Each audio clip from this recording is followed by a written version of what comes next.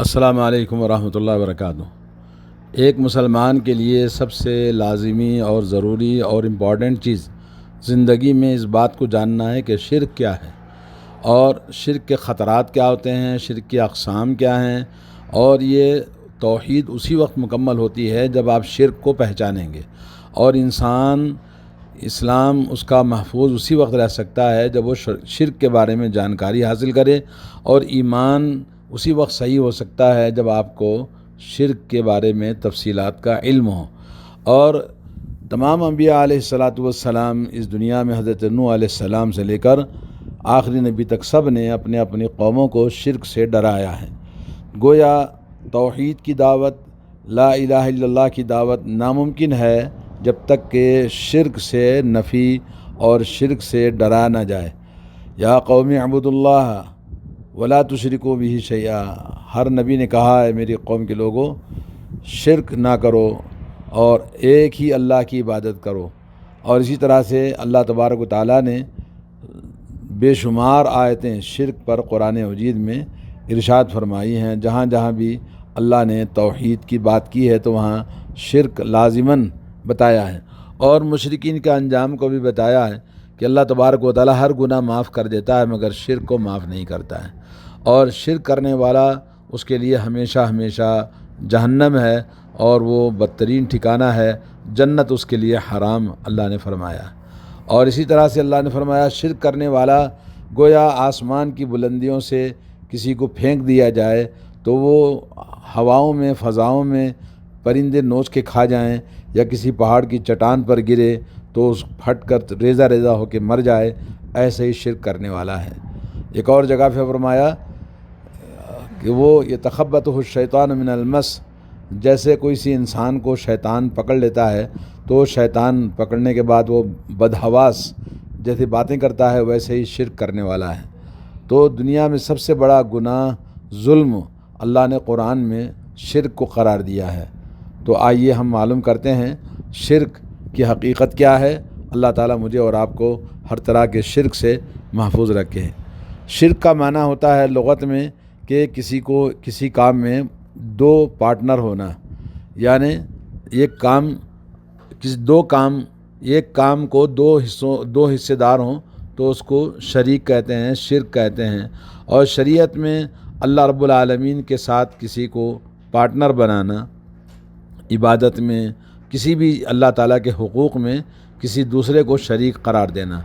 چاہے وہ اللہ تعالیٰ کی توحید ربوبیت ہو، توحید عبادت ہو، توحید اسماء و صفات ہو، تو ان میں کسی کو اللہ تعالیٰ کا شریک ٹھہرانا یہ شرک ہے۔ اور احادیث کے اندر نبی کریم صلی اللہ علیہ وسلم نے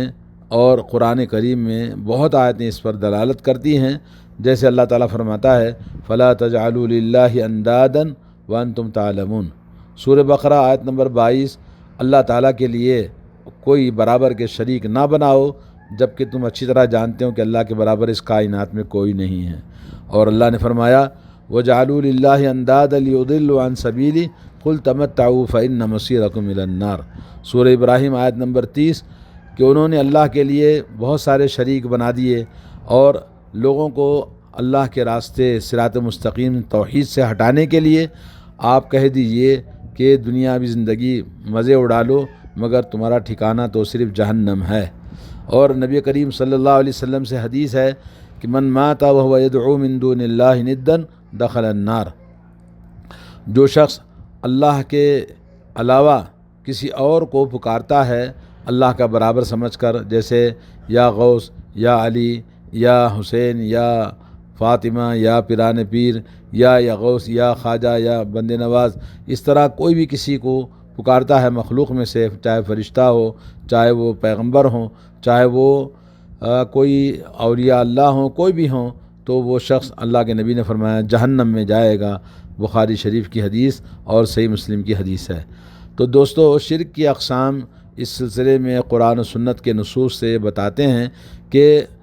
شرک کی بہت ساری اقسام ہیں، اور شرک کرنے والا مشرک کہلاتا ہے، اور مشرک دائرہ اسلام سے خارج ہو جاتا ہے۔ اور کبھی شرک کرنے والا دائرہ اسلام سے خارج نہیں ہوتا، لیکن وہ کبیرہ گناہ کا مرتکب ہوتا ہے۔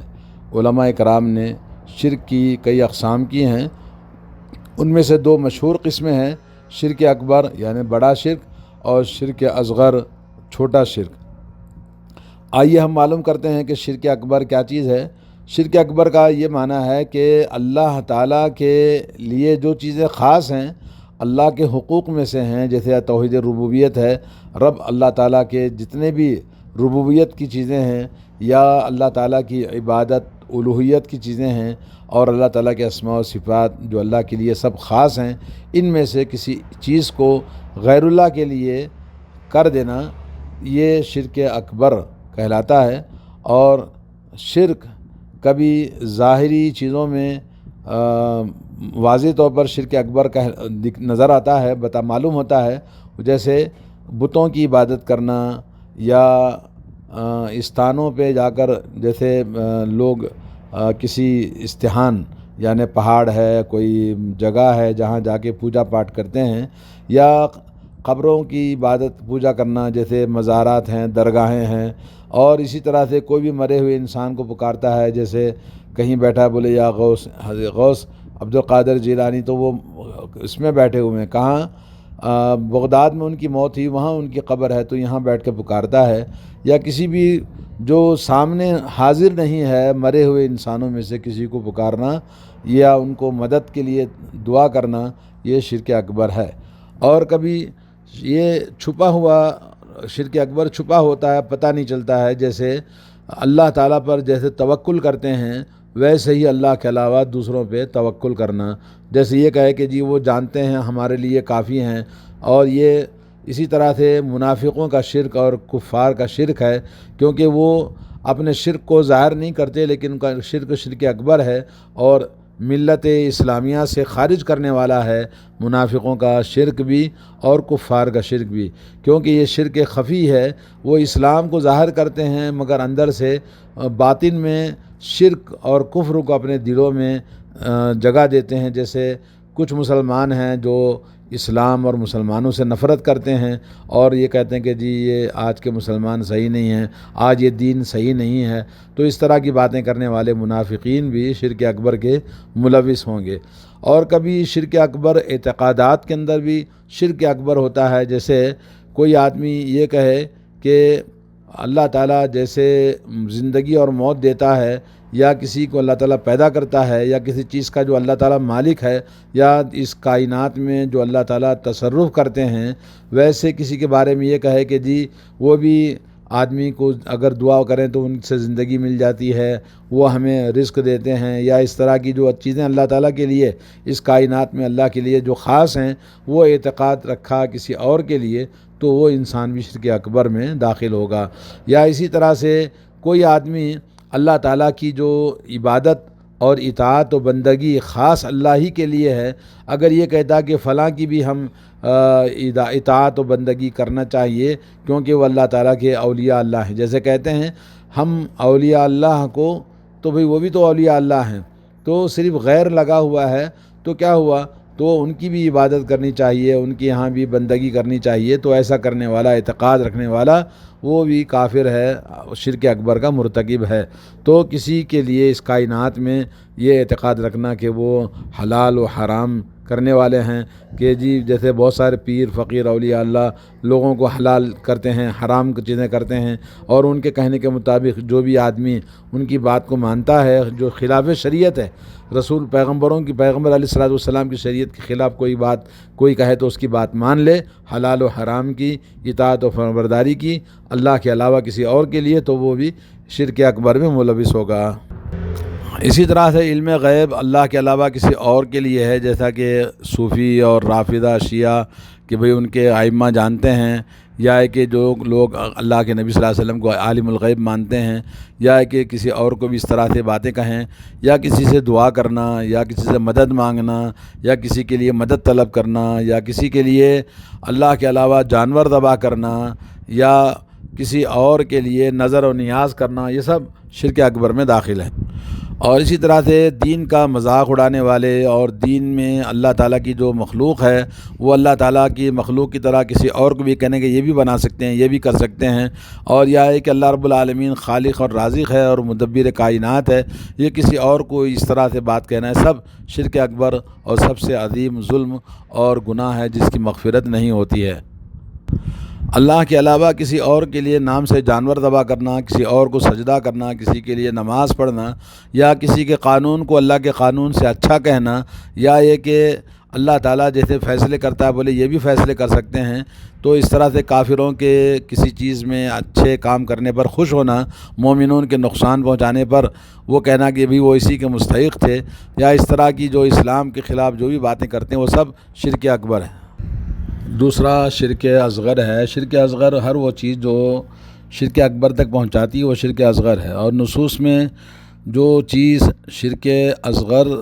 شرک کہا گیا ہے، مگر وہ شرک ایسا کرتا ہے آدمی کہ جس کے ابھی شرک اکبر تک نہیں پہنچا تو وہ بھی شرک اصغر ہے۔ جیسے اس کو سمجھنے کے لیے دو باتیں ہیں۔ پہلی بات تو یہ ہے کہ اللہ رب العالمین نے جن چیزوں کی یعنی اللہ کے لیے خاص ہے، مگر وہ چیز بندہ چیزوں سے اسباب سے مدد حاصل کرتا ہے، جیسے گلے میں تعویذ ڈالنا، یا کالا لال دھاگا پہننا، یا تعویذ گنڈا جو لا کے ڈالتے ہیں قبروں سے، مزاروں سے، باباؤں سے، فقیروں سے، یا یہ کہ یہ سمجھنا کہ یہ حفاظت کا ذریعہ ہے، اور یا یہ کہ نظر توڑ یا اس طرح کی جو چیزیں کی جاتی ہیں، بچوں کو کالا ٹیکا لگانا، کالا منکا ڈالنا، یہ تمام چیزیں شرک اصغر کہلاتی ہیں، جس کا اللہ رب العالمین نے اس طرح سے اسباب اختیار کرنا نہ شرعاً ہے نہ کسی نے شریعت میں بتایا ہے۔ دوسری چیز یہ کہ ایسی چیزوں کی تعظیم کرنا جس کی تعظیم کرنے کا اللہ نے اجازت نہیں دی ہے، جیسے مقام ربوبیت تک پہنچا دینا، جیسے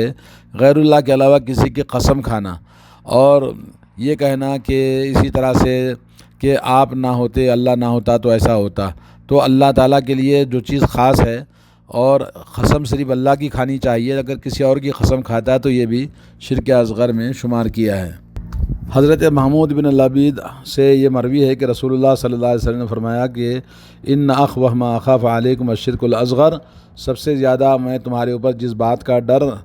خوف کھاتا ہوں وہ شرک اصغر ہے۔ لوگوں نے کہا شرک اصغر کیا چیز ہے؟ تو آپ نے فرمایا کہ ریاکاری، کیونکہ اللہ تبارک و تعالیٰ شرک اصغر جو انسان کے اندر داخل ہوتا ہے، جیسے رات کے اندھیرے میں کالے پہاڑ پر جیسے چونٹی چلتی ہے تو پتہ نہیں چلتا، ایسے ہی شرک اصغر انسان کے جسم میں داخل ہوتا ہے۔ اور اسی طرح دوسری چیزیں بتائی گئی ہے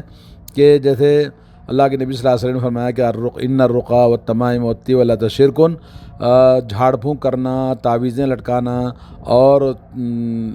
آپس میں محبت پیدا کرنے کے لیے کوئی بھی تعویذ پلیدہ کرنا، جھاڑ پھونک منتر پڑھنا، یہ سب شرک اصغر ہے۔ ابو داؤد میں البانی نے اس حدیث کو صحیح قرار دیا ہے۔ مطلب یہ کہ شرک اصغر شرک اکبر دونوں بڑا گناہ ہے، مگر یہ کہ شرک اصغر کا مرتکب وہ جہنم میں ہمیشہ نہیں رہے گا، لیکن شرک اکبر کا کرنے والا ہمیشہ مرتکب جہنم میں ہوگا اور اسلام سے خارج ہے۔ اسی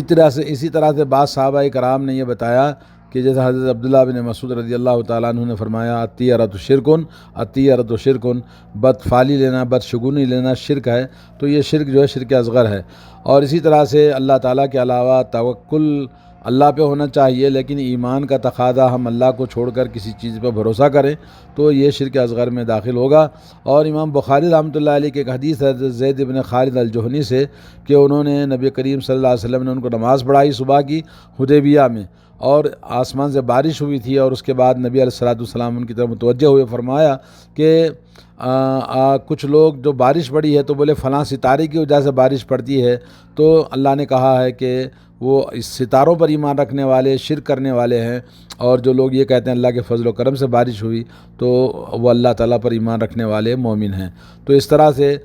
مختلف انداز سے ہمیں شرک اکبر اور شرک اصغر کی تعریف کتابوں میں بتائی گئی ہے۔ ہر طرح کا شرک اکبر شرک اصغر دونوں بڑا کبیرہ گناہ ہے، اور یہ شرک اکبر شرک اصغر دونوں قتل کرنے سے، مرڈر کرنے سے اور چوری کرنے، ڈاکہ ڈالنے، زنا کرنے، دنیا میں جتنے گناہ ہیں ان تمام گناہوں میں سب سے بڑے گناہ ہیں۔ اور اللہ تعالیٰ نے فرمایا ان اللہ لا یغفر ان یشرک بہ، اللہ تعالیٰ شرک کو معاف نہیں کرتا ہے، علاوہ شرک کے کوئی بھی گناہ اللہ تعالیٰ چاہے تو معاف کر سکتا ہے۔ تو اس لیے ہمیں چاہیے کہ ہم بہت احتیاط کریں، اور اللہم انی اعوذ بک ان اشرک بک وانا اعلم واستغفرک لما لا اعلم۔ نبی علیہ الصلوۃ والسلام نے دعا فرمائی، اے اللہ میں تجھ سے پناہ مانگتا ہوں اس بات سے کہ میں تیرے ساتھ شرک کروں، اور جس کو میں جانتا ہوں، اور میں تجھ سے معافی و بخشش چاہتا ہوں اس چیز کے بارے میں جس کو میں نہیں جانتا ہوں۔ یہ حدیث البانی رحمۃ اللہ علیہ نے صحیح الجامع میں بیان فرمایا ہے۔ تو شرک کی اقسام جس کو ہمیں اچھی طرح سے سمجھنا بہت ضروری ہے۔